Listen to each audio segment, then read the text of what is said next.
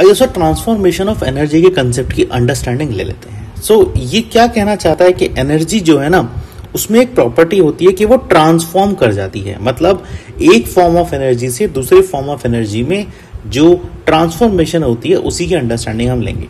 मान लेते हैं आपके पास एक फॉर्म ऑफ एनर्जी है E1, ठीक है। आपने इसको कन्वर्ट कर दिया E2 में, आपने इसको कन्वर्ट कर दिया E2 को कन्वर्ट कर दिया आपने E3 में, एंड सो ऑन, ऐसे ही चलते रहे तो आपने यहां पर Nth में इसको कन्वर्ट कर दिया। हम अगर अंडरस्टैंडिंग ले इस कंसेप्ट की, ये कंसेप्ट क्या कहता है? ये कंसेप्ट कह रहा है कि E1 पर एक एनर्जी रखी हुई थी, ठीक है ना, जहां से स्टार्टिंग हुई थी। यहां पर एक एनर्जी रखी हुई थी, ठीक है, और एनर्जी यहां बोल सकते हैं प्रोड्यूस हुई थी। इस एनर्जी ने दूसरी एनर्जी को ट्रिगर किया और यहां पर दूसरी एनर्जी E2 यहां पर ट्रिगर हो गई। फिर दूसरी एनर्जी ने तीसरी एनर्जी को ट्रिगर किया, तीसरी ने चौथी को, इस तरह से nth एनर्जी कन्वर्ट हो गई। इसी को बोलते हैं ट्रांसफॉर्मेशन। जब एक चीज से दूसरी चीज में वो ट्रांसफॉर्म हो जाए क्या एनर्जी, उसी को हम बोलेंगे ट्रांसफॉर्मेशन ऑफ एनर्जी। कैसे इसको प्रैक्टिकली देखेंगे मैं आपको बताता हूं। देखिए, आपने ये वाला गेम तो देखा होगा। यहां पर क्या है, फर्स्ट वाले डायग्राम में यहां पर देखिए क्या है, चेयर्स रखी हुई हैं, ठीक है ना। आप यहां से क्या करते हैं, चेयर्स पर ना आप यहां से मान लीजिए, आप यहां से चेयर्स पर ऐसे करके ना मान लेते हैं, यहां से आपने अपने ऐसे हाथ से ना इसे ऐसे धक्का दे दिया, ठीक है। तो दूसरे डायग्राम में आप क्या देखेंगे, दूसरे डायग्राम में देखेंगे चेयर इस तरह गिर गई, ठीक है। तो यहां पर क्या हो रहा है, सेम प्रिंसिपल चल रहा है ट्रांसफॉर्मेशन ऑफ एनर्जी का। जो एनर्जी आपने यहां लगाई थी E1, ठीक है ना, उसने क्या किया, उसने यहां से E1 से E2 को ट्रिगर किया। E2 एनर्जी ने चेयर 2 को गिराया। पहले चेयर 1 थी, यहां पर चेयर 2 को इसने गिराया। फिर E2 एनर्जी ने E3 एनर्जी पे ट्रांसफॉर्मेशन डाला, चेयर 3 गिर गई। फिर E3 एनर्जी ने E4 पर डाला, चेयर 4 गिर गई। ऐसे ही आप चलते चले जाएंगे तो आपकी यहां पर मान लेते हैं nth चेयर है, कोई भी नंबर ले लीजिए, 7th ले लीजिए, 8 ले लीजिए, कोई भी ले लीजिए। तो यहां पर मान लेते हैं nth आपकी चेयर गिर जाएगी और nth फॉर्म में एनर्जी ट्रांसफॉर्म होगी। ये बेसिक कंसेप्ट है हम आपको समझाने का कि एक अगर आप चीज ट्रिगर करते हैं वो लीड्स टू दूसरी, तीसरी, चौथी, इस तरह करती रहती है। सेम ही प्रिंसिपल है एनर्जी का भी। अगर एक एनर्जी यहां पर ट्रिगर करेगी, यहां स्टार्टिंग होगी, लिख दीजिए, यहां पर ट्रिगर होगी, यहां स्टार्टिंग होगी, तो आप मान लीजिए वही चीज आगे ट्रांसफॉर्म होती चली जाएगी। ये बेसिक सा कंसेप्ट हम लोग समझ सकते हैं, ठीक है। इस तरह से हम अंडरस्टैंडिंग इसकी बिठा सकते हैं। एक और कंसेप्ट इसमें आता है, इसी डायग्राम पे देखिए, ये जो एनर्जी फर्स्ट में लग रही है, ये शुरू में यहां से तो इंक्रीज हुई, ठीक है ना। फिर यहां से तो ये एनर्जी इंक्रीज हुई। फिर जब E1 ने E2 को पास किया तो यहां से E1 पर डिक्रीज हो गई, E2 पर इंक्रीज हो गई। फिर E2 ने E3 पर डाली तो E2 की कम हो गई, E3 की ज्यादा हो गई। फिर आगे चलेंगे, E3 की कम हो गई, E4 की ज्यादा हो गई। ट्रांसफॉर्मेशन का एक और प्रिंसिपल होता है कि ये increase decrease, increase decrease, increase decrease, इसके प्रिंसिपल पे चलती है। एक अगर एनर्जी की फॉर्म इंक्रीज हो रही है तो दूसरी डिक्रीज होगी। अच्छा, अगर दूसरी डिक्रीज हो रही है तो तीसरी इंक्रीज होगी, ऐसे ऐसे चल जाएगी। इसी को हम प्रिंसिपल ऑफ ट्रांसफॉर्मेशन एनर्जी बोलते हैं। बेसिक कंसेप्ट आपको मैंने समझा दिया। अब मैं आपको जो एनर्जी की फॉर्म्स हैं उससे एग्जांपल से रिलेट करके दिखाऊंगा। कैसे देखोगे दोस्तों, देखिए समझते हैं। ये देखिए घर है, इस घर पे देखिए कि बॉल रखी हुई है। यहां पर बोल दीजिए बॉल है, मास है, कुछ भी बोल दीजिए, मास है, बॉल है, बॉडी है, कुछ भी आप बोल दीजिए जो आप बोलना चाहें इसको, ठीक है। अब यहां पर रूफ पर ये बॉल रखी हुई है। अच्छा, अब यहां पर देखिए मैंने क्या कहा था आपको जब समझाया था पोटेंशियल एनर्जी का कंसेप्ट। जब कोई भी बॉडी किसी भी हाइट पर रखी होगी उसमें क्या होगी, पोटेंशियल एनर्जी होगी साहब, बिल्कुल सही बात है। अब यहां पर देखिए क्या करना है। ये जो पोटेंशियल एनर्जी इस बॉल पर रखी हुई है, ठीक है ना, ये क्या करिए, मान लेते हैं आपने ये बॉल को उठा करना यहां से आपने इस बॉल को उठाकर नीचे फेंक दिया है। जैसे ही आपने इस बॉल को उठाकर नीचे फेंका तो उसका मतलब क्या हुआ, यहां से ये बॉल देखिए ऐसे तेजी से जा रही है। तो इस बॉल ने क्या ले लिया, इस बॉल ने मोशन को ले लिया और बोलेंगे वेलोसिटी को ले लिया। इस बॉल ने जब मोशन और वेलोसिटी को लिया, ये यहां पर किस तरह की एनर्जी में कन्वर्ट हो रही है, गौर करिए। जैसे मोशन वेलोसिटी की बात है, आपको काइनेटिक एनर्जी का कंसेप्ट याद आ जाना चाहिए। जब हम पोटेंशियल एनर्जी की बात कर रहे हैं तो बॉडी में पोटेंशियल एनर्जी कितनी भरी हुई थी, इस बॉडी का मास आप मान लीजिए यहां पर m था, ठीक है ना। हाइट h थी तो पोटेंशियल एनर्जी कितनी हो गई mgh। भाई ग्रेविटी के ऊपर ग्रेविटी लग रही है बॉडी में, है ना, फोर्स ऑफ ग्रेविटी लग रही है नीचे के डायरेक्शन में, g acceleration due to gravity, mgh यहां से हो गया। जैसे ही बॉडी नीचे आएगी इसमें काइनेटिक एनर्जी लगनी शुरू हो जाएगी। काइनेटिक एनर्जी क्या होगी बॉडी की, सेम मास होगा, मास तो चेंज हो नहीं रहा, half m into v square. So इस जिस वेलोसिटी से बॉडी नीचे आ रही थी उस वेलोसिटी को यहाँ स्क्वायर कर देंगे, मास और फिर अच्छा हाफ m और v स्क्वायर, इस तरह से हम देंगे। मास तो कांस्टेंट ही रहने वाला है बॉडी का, है ना, मास चेंज थोड़ी ना होगा। लिख दीजिए mass is equal to constant, ठीक है ना। Acceleration due to gravity g है, वो भी एक कांस्टेंट वैल्यू है, वो भी चेंज नहीं होगी, वो भी कांस्टेंट वैल्यू, वो भी चेंज नहीं होगी, ये दोनों चीजें चेंज नहीं होने वाली हैं। सो इसी के अंडरस्टैंडिंग पे हम कह सकते हैं जो पोटेंशियल एनर्जी है ये किस में कन्वर्ट हो गई है, ये काइनेटिक एनर्जी में कन्वर्ट हो गई है, ठीक है ना। तो सबसे पहले बॉल जब हाइट पे थी उसके अंदर पोटेंशियल एनर्जी भरी हुई थी, ठीक है ना, और इसको हमने काइनेटिक एनर्जी में चेंज कर दिया। तो लिख दीजिए पोटेंशियल एनर्जी mgh किस में कन्वर्ट हो गई, कन्वर्ट टू काइनेटिक एनर्जी। क्या है kinetic energy, half m v square. ये हम कंसेप्ट समझ सकते हैं। मास कांस्टेंट था, g कांस्टेंट है। सो अब यहां पर अगर मास कांस्टेंट है, g कांस्टेंट है, तो देखिए ये m और g यहां है और यहां m अवेलेबल है। तो यहां पर डिफरेंस आ किस में रहा है, गौर करिए, यहां पर h में डिफरेंस आ रहा है और v में डिफरेंस आ रहा है। तो इसका मतलब हम क्या कहेंगे कि साहब जो कन्वर्जन हुआ है ना पोटेंशियल एनर्जी से काइनेटिक एनर्जी का ट्रांसफॉर्मेशन जो हुआ है, वो हाइट्स का जो ट्रांसफॉर्मेशन हुआ है वो वेलोसिटी के स्क्वायर में हुआ है, ठीक है ना। यही चीज तो बदली। भाई हाइट जब थी बॉडी की वो ऊपर रखी हुई थी और जैसी उसकी वेलोसिटी हुई वो नीचे रखी हुई है बॉडी। अच्छा, जैसे वो बॉडी नीचे आने लगी तो उसको वेलोसिटी मिल गई, मोशन मिल गया, ठीक है ना। यहां पर उसके पास हाइट थी, ठीक है ना। कंसेप्ट को समझ गए आप, मैं किस तरह से आपकी अंडरस्टैंडिंग यहां दिलाना चाहता हूं। तो ये एक बेसिक हम एनर्जी का ट्रांसफॉर्मेशन देख सकते हैं। यहीं पे देखिए जब पोटेंशियल एनर्जी काइनेटिक एनर्जी में कन्वर्ट हो रही है, यही इस कंसेप्ट आ जाता है ट्रांसफॉर्मेशन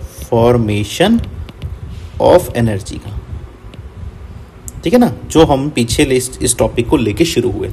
सो पोटेंशियल एनर्जी से काइनेटिक एनर्जी में कन्वर्जन हो गया। और देखिए यहाँ पर क्या क्या चीजें आपको देखने को मिलेंगी। हाइट h पर आ जाइए। देखिए सबसे पहले क्या थी यहाँ पर, जब हाइट h थी तो पोटेंशियल एनर्जी क्या थी, हाइट h पर पोटेंशियल एनर्जी हाई थी, ठीक है ना। तो ये हो गया स्टेप 1, ठीक है। उसके बाद क्या हुआ, उसके बाद यहाँ पर कन्वर्जन चालू हुआ। आपने बॉल को नीचे फेंका, जब आपने बॉल को नीचे फेंका तो यहाँ पर क्या होगा, जैसी बॉल नीचे आएगी ना, तो इसका मतलब स्टेप नंबर 2 में आ जाइए। जैसी बॉल नीचे आएगी तो आपकी हाइट क्या होगी, हाइट आपकी डिक्रीज होने लगेगी। जैसे हाइट डिक्रीज होने लगेगी तो कन्वर्जन शुरू हो जाएगा आपका। भाई पहले जो बॉडी इस रूफ के ऊपर रखी हुई थी वो तो बॉडी रेस्ट में थी, भाई बॉडी रेस्ट में थी तो उसके पास सिर्फ पोटेंशियल एनर्जी था, हाइट उसके पास मिली हुई थी। बट दूसरे ही स्टेप में जैसे ही उसके वो बॉल नीचे गिरने लगी, फॉल डाउन लिख देते हैं हम लोग। सो हाइट कम होने लगेगी, पोटेंशियल एनर्जी भी इसकी यहाँ कम होने लगेगी। और ये जो कम हो रही है, जो डिक्रीज हो रही है ना, ये जो डिक्रीज ऑफ पोटेंशियल एनर्जी हो रही है, ये किस में कन्वर्ट हो रही है, ये साहब आपकी कन्वर्ट हो रही है काइनेटिक एनर्जी में। सो यहां पर आपकी काइनेटिक एनर्जी क्या होगी, गेन होने लगेगी। क्यों, क्योंकि वेलोसिटी गेन हो रही है आपकी। आगे बात समझ में, इसको बोलते हैं कन्वर्जन, ठीक है ना। तो यहां पर लिख दीजिए इंक्रीज, ठीक है ना। अब आप और नीचे जाएंगे, चलते चले जाएंगे तो आप यहां पर क्या होगा, जैसे ही एंड पोजीशन पे पहुंचेंगे, मतलब जैसे ही ग्राउंड लेवल पर पहुंचेंगे, सो लिख दीजिए एट ग्राउंड लेवल पर क्या होगा, पोटेंशियल एनर्जी और हाइट, आपकी हाइट 0 हो जाएगी, पोटेंशियल एनर्जी क्या होगा, बिल्कुल 0 हो जाएगी। तो इसका मतलब क्या होगा, जितनी पोटेंशियल एनर्जी 0 हुई वो कहां गेन हो गई, भाई यहां तो लॉस हो गया साहब। सो गेन तो होगा दूसरी तरफ। ट्रांसफॉर्मेशन एनर्जी का कंसेप्ट ही यही है कि एक तरफ से लॉस होगा, डिक्रीज होगी, दूसरी तरफ से इंक्रीज होगी। सो काइनेटिक एनर्जी आपकी यहाँ गेन हो जाएगी, है ना, क्योंकि यहाँ पर आपको वेलोसिटी बहुत हाई मिलने वाली है, ठीक है ना। सो ग्राउंड लेवल पर जब बॉडी टच कर रही होगी, ग्राउंड को बॉल टच कर रही होगी, तो उसकी वेलोसिटी काफी हाई होगी, उसकी काइनेटिक एनर्जी काफी हाई होगी, जबकि उसकी पोटेंशियल एनर्जी ऑलमोस्ट 0 हो जाएगी, हाइट क्योंकि 0 हो गई थी। तो इस तरह से हम लॉस और गेन, डिक्रीज और इंक्रीज के कंसेप्ट से ट्रांसफॉर्मेशन एनर्जी को समझ सकते हैं। सो पोटेंशियल एनर्जी और काइनेटिक एनर्जी का एक टिपिकल एग्जांपल अपने सामने आता है। सो इसी डायग्राम में जब आप देख रहे थे तो यहाँ पर ऊपर वाले, यहाँ पे सबसे ऊपर वाली उसमें अगर मैं बनाऊं तो यहाँ पर सबसे क्या था यहाँ पर जो पोटेंशियल एनर्जी थी, इस पॉइंट पर जो पोटेंशियल एनर्जी थी वो क्या थी? वो मैक्सिमम थी साहब, ठीक है ना। अच्छा, काइनेटिक एनर्जी क्या थी यहाँ पर? ऊपर वाले पॉइंट पर काइनेटिक एनर्जी यहाँ थी मिनिमम, मतलब कि 0, ठीक है ना। ये वैल्यू हो गई। अब जब बॉडी यहाँ से नीचे आ रही है, वेलोसिटी मिल रही है, इस मोशन को क्या बोलते हैं? इसको फ्री फॉल मोशन बोलते हैं, इसको यूनिफॉर्म एक्सेलरेटेड मोशन बोलते हैं। इसका दूसरा नाम होता है फ्री फॉल मोशन, ठीक है ना। ये चीजें आपको देखने को मिलेंगी। So free fall motion, uniform motion में आप बात करेंगे, बॉडी एक स्पीड पकड़ेगी, नीचे आएगी और सबसे नीचे वाले पॉइंट पर यहाँ पर बॉडी को क्या होगा? यहाँ पर इसकी काइनेटिक एनर्जी मैक्सिमम हो जाएगी और पोटेंशियल एनर्जी जो मैंने भी बताया था कंसेप्ट आपको, क्या हो जाएगी? मिनिमम हो जाएगी। दैट इज इक्वल टू 0, ठीक है ना। बहुत ही सिंपल कंसेप्ट है, बहुत ही इजी कंसेप्ट है। और ये क्यों हुआ था वो भी लिख दीजिए, क्योंकि यहाँ पर हाइट 0 थी और यहाँ पर हाइट h थी, यहाँ वेलोसिटी 0 थी, यहाँ पर वेलोसिटी मैक्सिमम, ठीक है ना। इस तरह से हम इस टोटल कन्वर्जन की अंडरस्टैंडिंग ले सकते हैं। यहाँ मैंने आपको स्टेप बाय स्टेप भी ये पूरा का पूरा कंसेप्ट समझाया है, यहाँ से इस ब्लॉक में, है ना। इसको भी आप अंडरस्टैंड कर सकते हैं, डायग्रामेटिकली भी मैंने समझा दिया साहब आपको।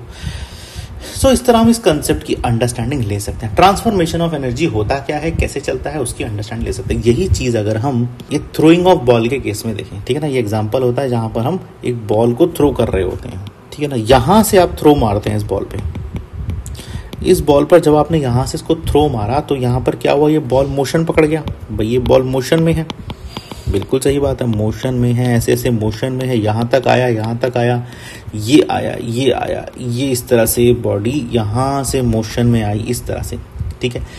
अब देखिए यहाँ पर क्या हो रहा है, जब ये मोशन में यहाँ से चालू कर रही है, जब थ्रो हुआ है इनिशियली, तो क्या होगा? मोशन जो है वो ऊपर की डायरेक्शन में जा रहा है, जबकि बॉल की टेंडेंसी क्या है? बॉल की टेंडेंसी है बॉल नीचे आना चाहती है, बिकॉज उस पर ग्रेविटेशनल फोर्स लग रही है, एक्सेलरेशन ड्यू टू ग्रेविटी उसका नीचे है, ग्रेविटेशनल फोर्स लग रही है।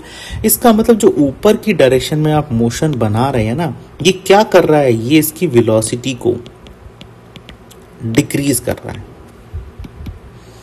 भाई आपने बॉल तो थ्रो करी है, बट अल्टीमेट वेलोसिटी उसकी डिक्रीज हुई है। और अगर आप यहाँ पे देखें, इसको क्या बोलेंगे? ये है एक पीक पॉइंट। इस पीक पॉइंट पे आके वेलोसिटी क्या हो जाती है? बिल्कुल 0 हो जाएगी एक इंस्टेंट पे आके, बिल्कुल बॉल ना रुक सी जाएगी, ठीक है ना।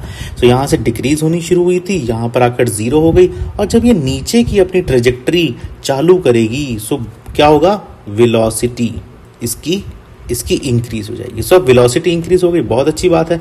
तो यहाँ पर क्या है? एक्सेलरेशन ड्यू टू ग्रेविटी तो बॉल में लगी रहा है, सभी पोजीशन पे, हर जगह बॉडी बॉल में लग रहा है, ठीक है ना। यहाँ पर लग रहा है। तो यहाँ पर क्या एक खास बात है, क्यों वेलोसिटी इंक्रीज हुई? क्योंकि जो फोर्स की डायरेक्शन है वो भी नीचे है और जो मोशन का डायरेक्शन है वो भी नीचे है। यहाँ पर क्या था?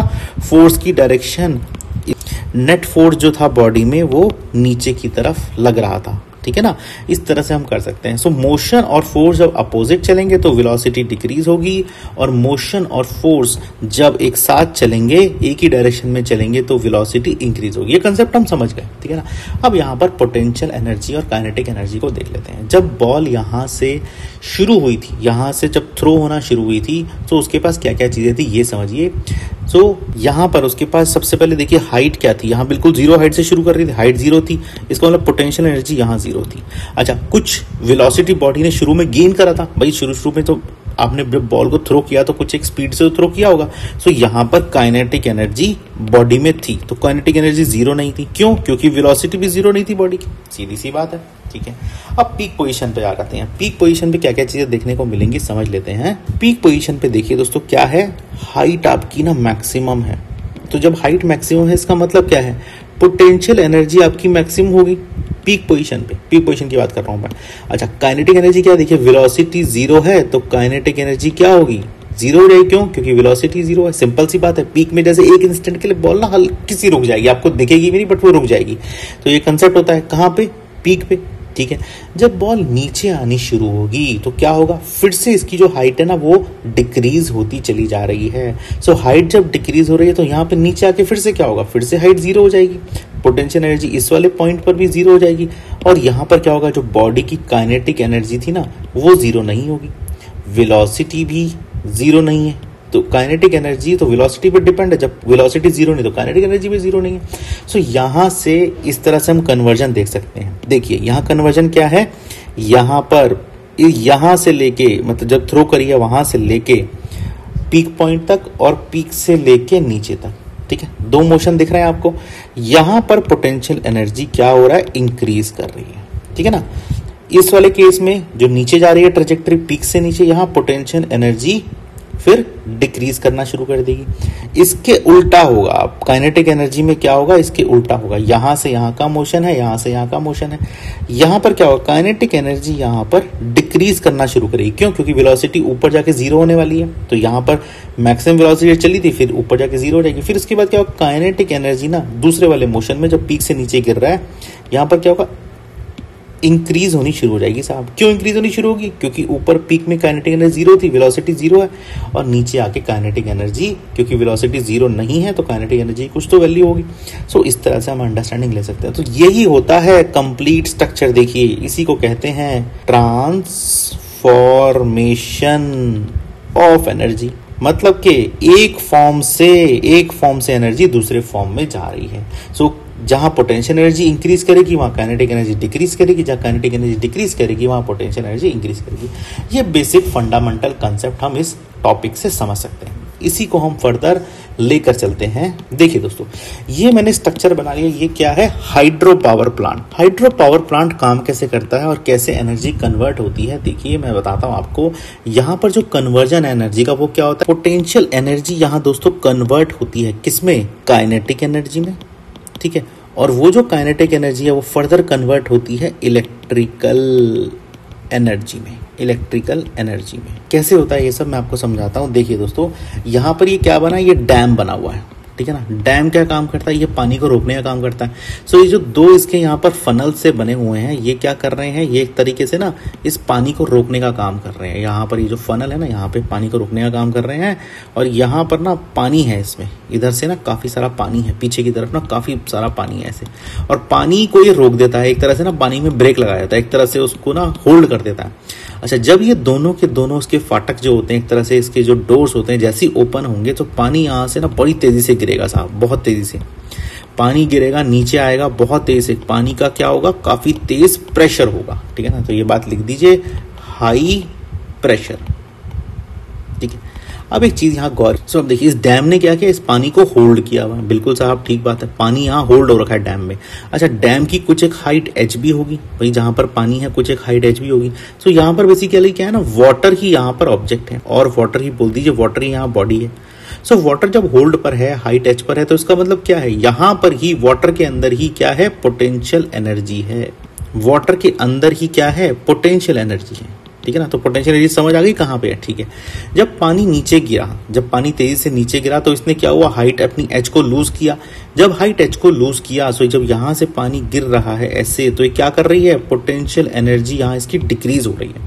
जब पोटेंशियल एनर्जी डिक्रीज हो रही है वाटर की बॉडी की, तो इसका मतलब क्या है, कोई और दूसरी एनर्जी गेन हो रही है। यहाँ पर देखिए, जब होल्ड पे था पानी बिल्कुल शांत था, जब नीचे गिर रहा है तो पानी को क्या मिल रही है भाई, स्पीड मिल रही है। ये जो हाई प्रेशर स्पीड मिली, इसने हाई प्रेशर क्रिएट किया। अच्छा, अब यहाँ पर देखिए क्या है, ये टरबाइन है, ठीक है ना। ये क्या होता है, इस तरह का ना एक इसमें एक चक्का बना होता है। जब पानी पीछे से इसमें आएगा यहाँ पे, जब पानी पीछे से इसमें आएगा यहाँ पे, तो क्या होगा, इस टरबाइन को ना यहाँ से पानी का जो प्रेशर है वो इसको तेजी से मारेगा, और ये जो टरबाइन है, ये इसका जो अंदर का चक्का है ये रोटेट करेगा, ऐसे रोटेट करेगा। रोटेट करने का मतलब क्या है, इसने क्या गेन किया यहाँ पे, काइनेटिक एनर्जी गेन करी।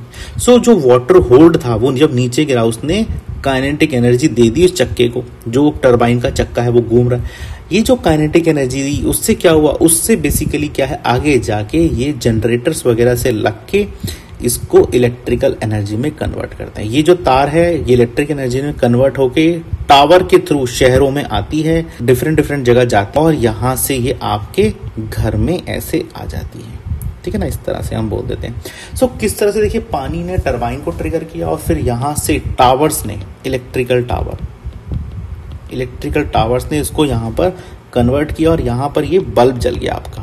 सो बेसिकली यहाँ जब जैसे ही बल्ब जला तो आप कह दीजिए साहब कि इलेक्ट्रिकल एनर्जी आपको मिल गई, ठीक है ना। सो इस तरह से देखिए कहाँ से पोटेंशियल एनर्जी यहाँ से शुरू हुई थी, फिर काइनेटिक एनर्जी में तब्दील हुई, ये देखिए, फिर काइनेटिक एनर्जी ने टरबाइन को हिलाया और फिर इलेक्ट्रिक एनर्जी बनाई। इस तरह से हाइड्रो पावर प्लांट भी देखिए ट्रांसफॉर्मेशन ऑफ एनर्जी के कंसेप्ट पे काम करता है ना। इस तरह से हमने बताया। आगे चलते हैं और देखते हैं कंसेप्ट्स। देखिए ये भी सेम कंसेप्ट है। यहाँ पर क्या है, मैं यहाँ पर थर्मल पावर प्लांट बना रहा हूँ, लिख दीजिए thermal power plant. Thermal power plant क्या होता है, यहाँ पर बेसिकली क्या फंडामेंटल है, यहाँ पर आपको क्या करना है, केमिकल एनर्जी के थ्रू, ठीक है ना, केमिकल एनर्जी के थ्रू क्या चीज़ मिलती है, केमिकल एनर्जी कन्वर्ट होती है किसमें, हीट एनर्जी में। ये हीट एनर्जी फर्दर यहाँ से आपको, ये हीट एनर्जी फर्दर आपको काइनेटिक एनर्जी में कन्वर्ट होकर दिखाई, और ये काइनेटिक एनर्जी आपको इलेक्ट्रिकल एनर्जी में कन्वर्ट होकर दिखाएगी। सो फंडामेंटल समझ लेते हैं। देखिए यहाँ पर क्या है, यहाँ पर एक केमिकल चल रहे हैं। देखिए केमिकल क्या है, उसको केमिकल्स के रिएक्शंस होते हैं, वो बर्न होते हैं, और यहाँ पर देखिए क्या है, एक फैक्ट्री बनी हुई है, ठीक है ना। इसके अंदर क्या है, केमिकल एनर्जी ये कन्वर्ट कर रहा है, और किस में कन्वर्ट कर रहा है, हीट में। अच्छा, हीट जब एनर्जी बनती है तो हीट से हमें क्या मिलता है, हीट से हमें स्टीम मिलती है, ठीक है ना, स्टीम मिलती है। स्टीम बेसिकली क्या करती है, यहाँ से पाइप्स वगैरह के थ्रू स्टीम यहाँ तक लाई जाती है। ये क्या है, ये टरबाइन है। जब ये टरबाइन है यहाँ पे, तो स्टीम यहाँ हम ला रहे हैं, पीछे से स्टीम आ गई यहाँ पे, क्योंकि स्टीम कैसे आई भाई, हीट से स्टीम बनी, स्टीम यहाँ से आई, इससे निकल के स्टीम आई, और उसने इसको प्रेशर मारा। ये प्रेशर से क्या होगा, टरबाइन चक्का घूमेगा, फिर से जो मैंने बताया था ये घूमेगा। जैसे ये घूमेगा तो आपको क्या मिलने वाला है साहब, यहाँ पर आपको अब यहाँ पर ये तार लगी होगी, यहाँ से जेनसेट से तार लगी होगी, इनसे, इन पिलर्स पे, पिलर से तार होके कहाँ पर आ जाएगी, आपके घर में आ जाएगी, और आपका बल्ब यहाँ पर जल जाएगा। तो यहाँ पर बेसिकली क्या क्या कन्वर्जन ऑफ एनर्जी हुआ, देखिए सबसे पहले तो केमिकल एनर्जी यहाँ पर हो गया। केमिकल एनर्जी ने क्या बनाया, हीट एनर्जी बनाया। हीट एनर्जी ने क्या बनाया, हीट एनर्जी ने यहाँ पर टरबाइन को मूव करा के काइनेटिक एनर्जी बनाई, और काइनेटिक एनर्जी ने फर्दर जो इलेक्ट्रिसिटी प्रोड्यूस करी, तारों के थ्रू भेजी, उसको हम बल्ब, हमारा बल्ब घर का जल पाया, और हम कह सकते हैं यहाँ पर इलेक्ट्रिकल एनर्जी में कन्वर्ट हो गई, इलेक्ट्रिकल एनर्जी में ये कन्वर्ट हो गई। सो थर्मल पावर प्लांट को हम इस तरह से अंडरस्टैंडिंग ले सकते हैं। ये भी एक एग्जांपल है जहां पर हम ट्रांसफॉर्मेशन ऑफ एनर्जी के कंसेप्ट को समझ सकते हैं, ठीक है ना। इस तरह से अंडरस्टैंडिंग ले सकते हैं। तो ऐसे हमारे पास काफी सारी चीजें होती हैं जहां पर प्रैक्टिकल लाइफ में हम कन्वर्जन ऑफ एनर्जी देखते हैं। कहां पर कन्वर्जन ऑफ एनर्जी आपको डेली लाइफ में यूजुअली मिल जाती है, देख लेते हैं। देखिए पहला एग्जांपल लेकर चलते हैं। यहाँ पर क्या हो रहा है, यहाँ पर बेसिकली ये क्या है, इलेक्ट्रिक मोटर है, ठीक है ना। इलेक्ट्रिक मोटर का एग्जांपल ले लेते हैं। इलेक्ट्रिक मोटर है, बेसिकली यहाँ पर क्या करते हैं, ये इलेक्ट्रिक मोटर ना यहाँ से इसको ना स्विंग कराते हैं, ये मूव करता है, ठीक है। इलेक्ट्रिक मोटर जब यहाँ से स्पिन करेगा तो ये क्या होगा, ये यहाँ से ना इसकी तार या कुछ ऐसे करके कनेक्ट हो जाएगा। ये क्या है, जनरेटर, ठीक है ना।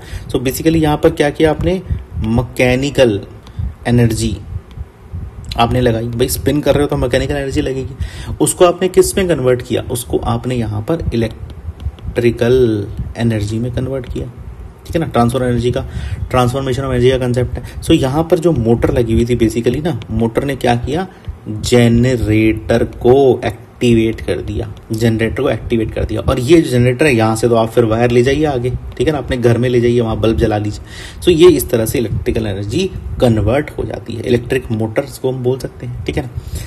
दूसरा एग्जाम्पल ले लेते हैं। दूसरा एग्जाम्पल क्या है, बेसिकली ये देखिए, ये आपके घरों में आपको क्या मिल जाती है, आपके घरों में देखिए क्या होती है, आयरन होती है, ठीक है ना। इलेक्ट्रिक आयरन इसको बोल दीजिए।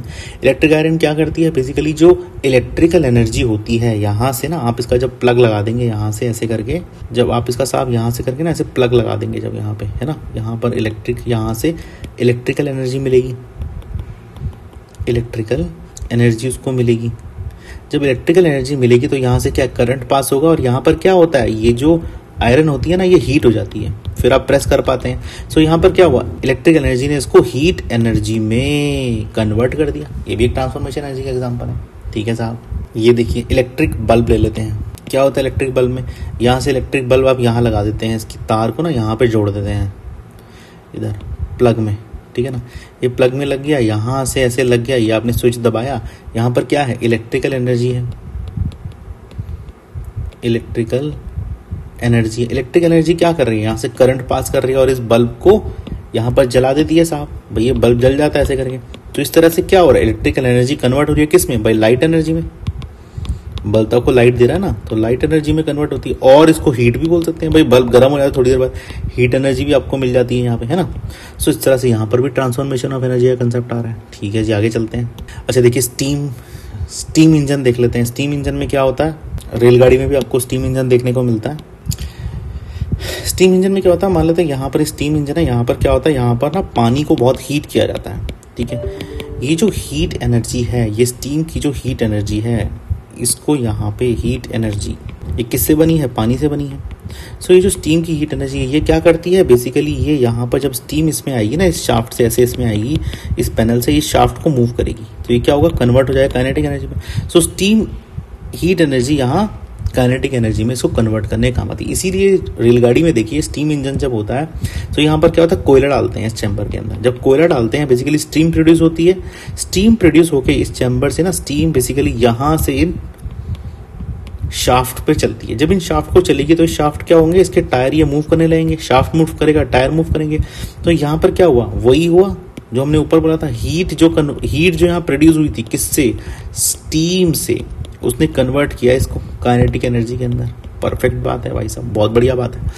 ठीक है, आगे चलते हैं। ये देखिए, सेल और बैटरी की बात कर लेते हैं। यहाँ पर क्या होता है, इस सेल के अंदर ना केमिकल होता है, ठीक है ना। वो केमिकल क्या होता है, बेसिकली इस तरह से डिजाइन किया जाता है कि सेल के अंदर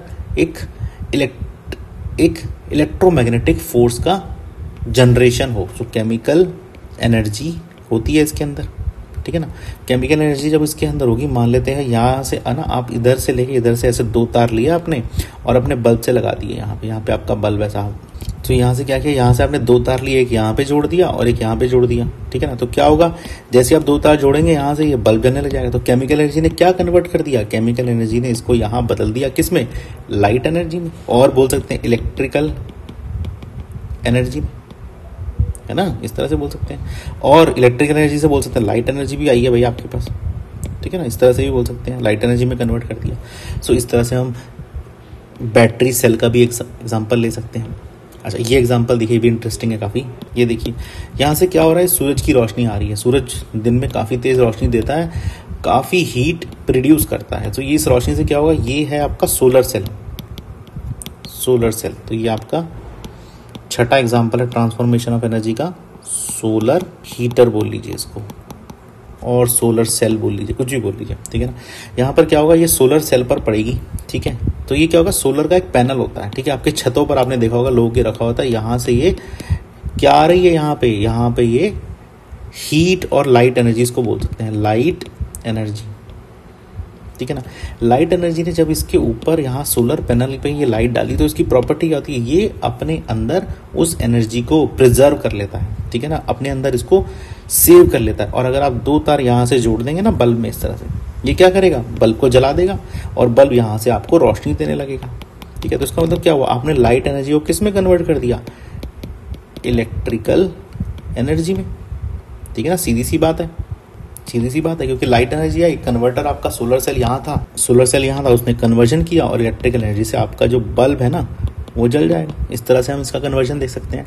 सो इस प्रैक्टिकल एग्जांपल से हम ट्रांसफॉर्मेशन ऑफ एनर्जी के कंसेप्ट को समझ सकते हैं। आइए आगे चलते हैं और समझते हैं, देखते हैं चीजें किस तरह से सामने आती हैं।